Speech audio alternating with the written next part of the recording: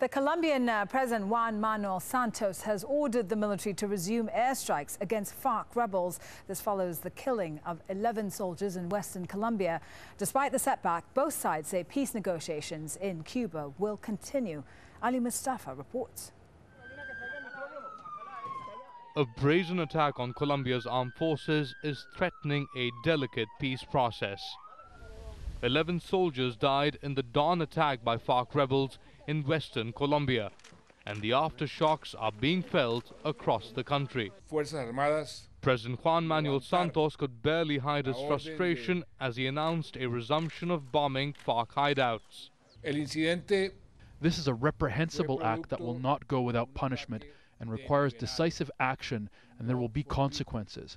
We are going to pursue those responsible for this despicable act. I've ordered the armed forces to lift the suspension of the bombings on Farc camps until further notice. It's a difficult time for Santos. He spent 2 years talking with the rebels with little to show for it in return.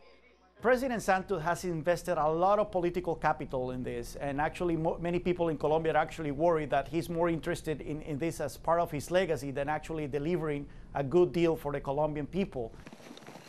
Farc, or the Revolutionary People's Army of Colombia, has been fighting the government since 1964. An estimated 200,000 people have died in the conflict.